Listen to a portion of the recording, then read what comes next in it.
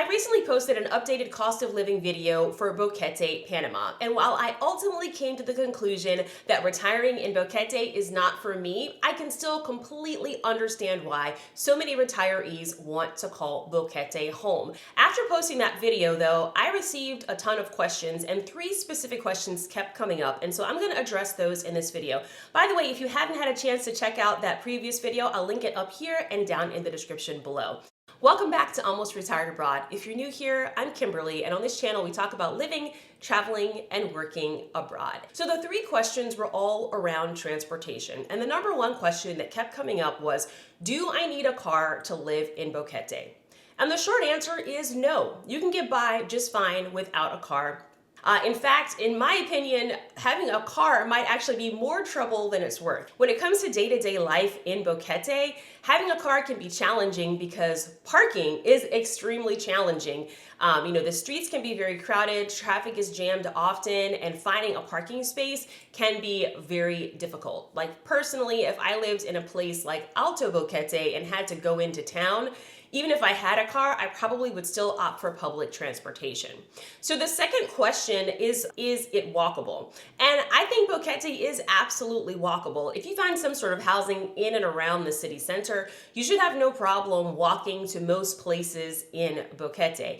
And I will, though, say this comes with a caveat. So if you are someone with mobility issues, you might actually find this very challenging. It may be a little difficult for you because the sidewalks in Boquete are not always the best, and in some places there actually aren't sidewalks. So if you're someone, again, with mobility issues or challenges, maybe you have a walker or a scooter, or just have some issues getting around, walking in Boquete may not work for you, but the good news is there are some public transportation options that maybe you might consider using instead. So the third question is around public transportation. So the question was about some of the public transportation options. So like anywhere, there are taxis available in Boquete. So if you're looking for an easy way to get from point A to point B, you can absolutely call a taxi. And there are also Colectivo buses that run in and around Boquete. So they're just like smaller shuttle type buses that can take you to different points of interest, both in Boquete and in some of the surrounding towns. And they're very affordable and you get really easy access to it. So like I mentioned, if I was living in Alto Boquete and wanted to go into town, into Boquete, I would probably just take a Colectivo. I think that would be a lot less challenging than dealing with a car and parking. If you're finding value in this video, please consider giving it a like. Also, if you are enjoying this video or any other videos you've already watched on my channel, please consider subscribing. Thanks, now back to the video. So the last question around transportation was specifically about what it's like traveling to and from David, and is there transportation that can get you there?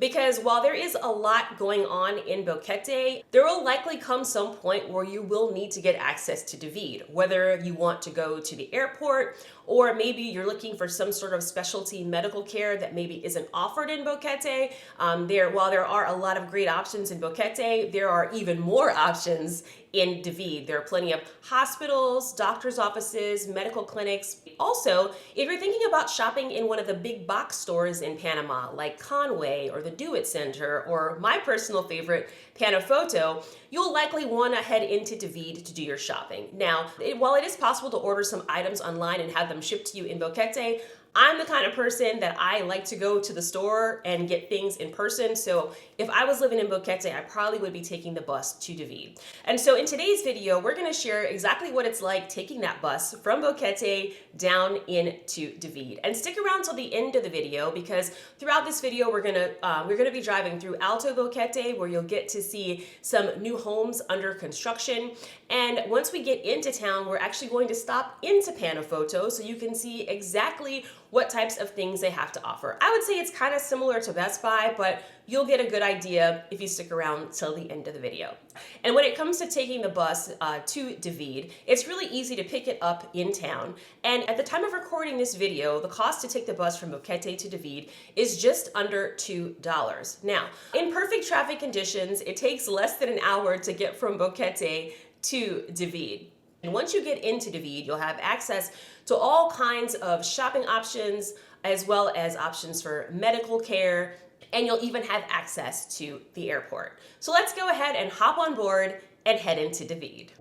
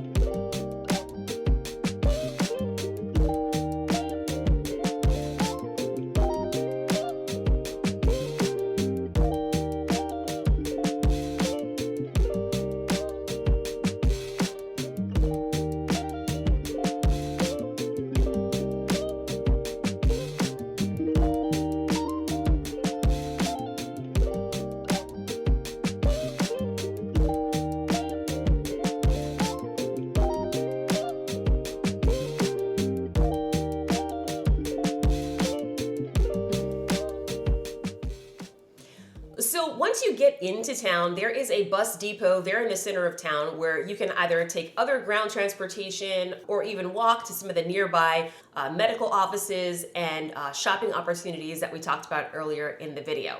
But we're gonna go now and head into Panafoto so you can get a better idea of what it's like. As I mentioned, it's kind of similar to Best Buy in the US, where you have all kinds of electronics as well as appliances, large and small. You'll find things like computers and cell phones, and really just about any kind of electronic item that you're looking for.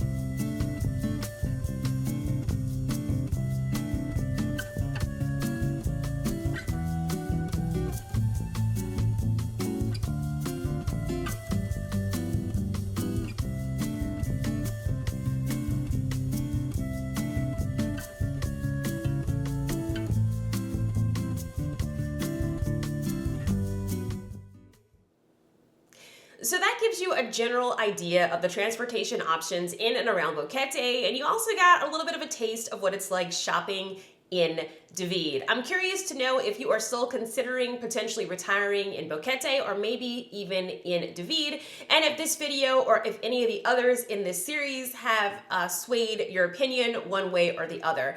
Also, if you are someone who is single and thinking about moving to Boquete, if you haven't already, be sure to check out this video where I interviewed Evelyn Cardosa. She is a female slow traveler from Brazil who spent about a month in Boquete, and she had some really interesting insights on what it's like living there as a single person who is also an expat. Yeah, I think Boquete is very difficult for singles because of that.